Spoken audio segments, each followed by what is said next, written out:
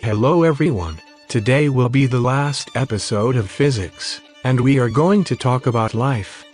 What differentiates living beings from non-living beings, and how can living beings be divided? Let's start right now.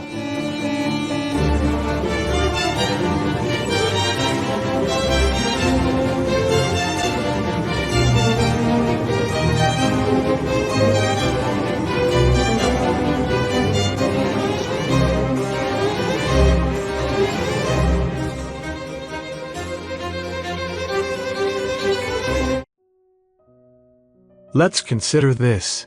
We can see that every living being has the ability to move in some way, either through space or through immateriality.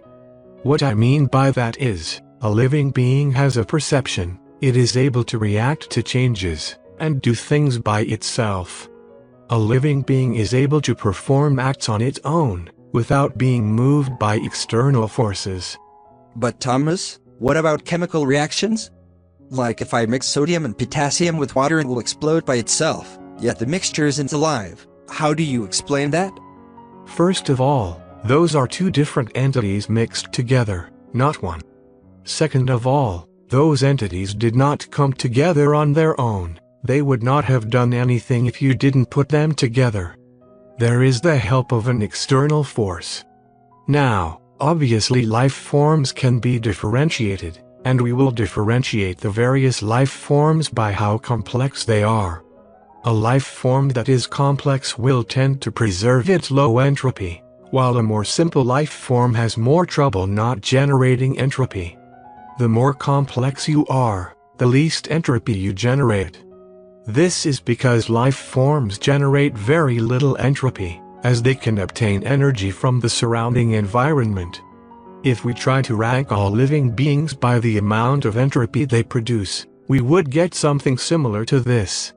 The living beings who produce the most entropy are plants, followed by the animal kingdom, between animals, passing from insects to cats to monkeys, and then we come to mankind. That's right, we are the ones who produce the least entropy in the entire universe. Although actually immaterial beings produce even less, since they're not material, but if we're going to add them, then we would need to add also minerals and non-living beings. So let's just stick to the entities which possess life. There is something interesting. This composition is the exact composition of nature described by Aristotle, Plato, and all other philosophers in history. Aristotle divided the three kingdoms as such, because he thought plants had only the ability to live, animals had the ability to sense and move too, and humans had the ability to perform intellectual acts as well. You can see it in the Scala Naturae, the most used model of reality in antiquity, the Middle Ages, the Renaissance, and the modern era. Thomas, I don't believe you. What you are basically saying is that humans are superior to animals? Actually, all animals matter, and we are no different from them. There is nothing that puts us in a privileged position. We, humans, are on top of the ladder.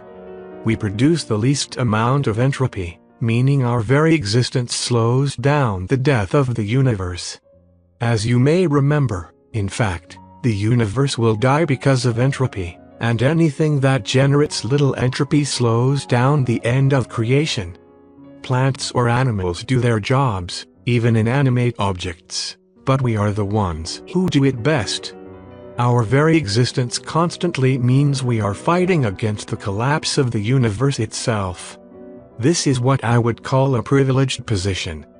We see plants as not really reacting at all to stimuli, and their movement is pretty much based on automatic reflexes, while animals are driven by their instincts. They do what they feel is better. But they are able to understand things, and humans do definitely have something different from animals. This is a very interesting topic, to know what is the difference between humans and animals. Some say intelligence, some say nothing, some say we can build complex stuff. But in the end, there is only one thing that separates us from animals. And that thing is